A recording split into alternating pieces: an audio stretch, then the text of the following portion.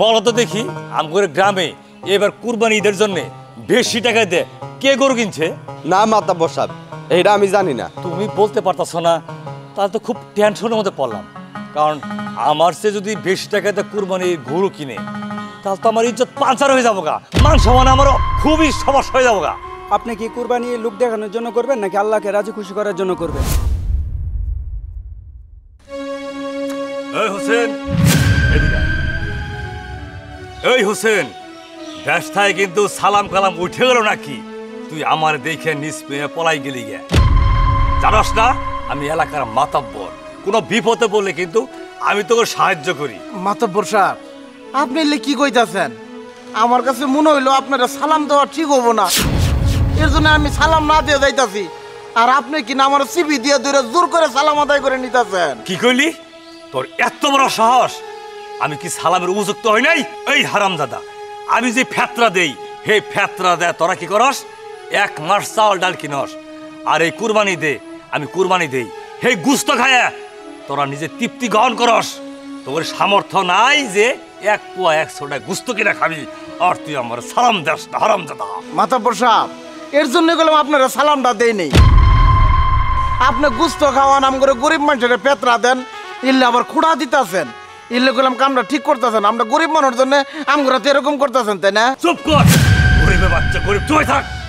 আরে কি ব্যাপার, কি হয়েছে? আর দেখেন না মাতব্বর সাহেবের সালাম দেয় নেই, এর জন্য গালাগালি করতেছে, আর কি কি দিছে জীবনে সব কিছু নিয়ে খুঁড়া দিতেছে। ভাই মিয়া চুপ করো, মুরব্বী মাইসের সাথে এইভাবে কথা বলে? এই, জানো না অহংকারী, তারপর কিসের জন্য উল্টাপাল্টা কথা ওনার সাথে বলতে গেছে? চলো। কথা তো ঠিক এলে উল্টা পাল্টা মানুষের সাথে কথা না কয়ে পাবো। ওরা কি কইল? আমি অহংকারী, তাই না? ঠিক আছে, এইবার কুরবানি দেব, অহংকার না কি তোরে দেখাম। তোগরের নাম সাটে লেগাই দেবো, সাটে 100টা গুস্ত পাবি না, কথাটা মনে রাখিস। বাবাজি, এবার কুরবানি দে তোমার বাবা কত হাজার টাকাতে গরু কিনছে? আরে হাজারের কথা বাদ দেন মাতাব্বর সাহেব, 1.5 লক্ষ টাকাতে গরু কিনছে আব্বা। আচ্ছা বাবাজি, বলো তো দেখি আমগরে গ্রামে এবার কুরবানি ঈদের জন্য বেশি টাকা দে কে গরু কিনছে? না মাতাব্বর সাহেব, এইটা আমি জানি না। তুমি বলতে পারতাছো না, তাহলে তো খুব টেনশনের মধ্যে পড়লাম। কারণ আমার সে যদি বেশি টাকাতে কুরবানির গরু কিনে তাহলে তো আমার ইজ্জত পাঞ্চার হয়ে যাবো গা, মান সম্মান আমারও খুবই সমস্যা হয়ে যাবো গা। আপনি কি কুরবানি লোক দেখানোর জন্য করবেন নাকি আল্লাহকে রাজি খুশি করার জন্য করবেন? কিছু মনে করবেন না মাতাব্বর সাহেব, আমি প্রায় লক্ষ্য করি আপনার অহংকার অনেক বেশি। কিসের এত অহংকার করেন? আপনি যে জীবনের অহংকার করেন সেই জীবনটাও তো আপনার না। এখন আজরাইল এসে আপনার জান কবজ করলে 2 মিনিটের মধ্যেই আপনার সব অহংকার মাটির সাথে মিশে যাবে। এই জীবনই কিন্তু শেষ জীবন না, মরার পরেও একটা আসল জীবন আছে। সেখানে এই দুনিয়ার কিছুই থাকবে না, সেখানে ধনী গরিব উভয় পক্ষের একই পাল্লায় মাপা হবে। তখন আপনার এই মিছে অহংকার কাল হয়ে দাঁড়াবে।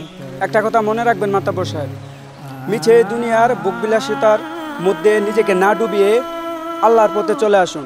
সমস্ত অহংকারকে পরিত্যাগ করুন, মানুষকে মানুষ ভাবতে শিখুন, সকলের সাথে ভালো ব্যবহার করুন, তাহলে আপনাকে সবাই সম্মান করবে, সবাই ভালো ভাববে, আর আল্লাহ তাআলার কাছে আপনিও অনেক প্রিয় হয়ে যাবেন।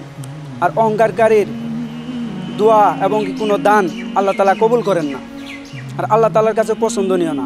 ইমাম সাহেব, হ্যাঁ আপনি আমার চোখ খুলে দিচ্ছেন। আজ থেকে আমি কারোর সঙ্গে অহংকার করবো না, গরিবদের স্নেহ করবো, ভালোবাসবো। মরলে তো আসলে এই 3.5 হাত মাটি নিচে যাইতে হবে। এত অহংকার করে লাভ কি?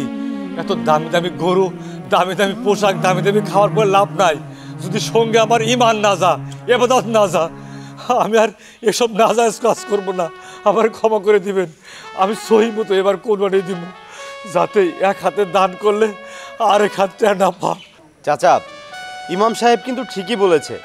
আসুন আমরা অহংকার থেকে বিরত থাকি। আপনারা আমার ব্যবহারে কেউ যদি কষ্ট পায় থাকেন তাহলে অবশ্যই ক্ষমা করে দিবেন। আমি আর এসব ব্যবহার কারোর সঙ্গে দেখাবো না, সবার সঙ্গে ভালো দেখাবো, এমনকি ভালোভাবে চলবো, ইবাদত করবো।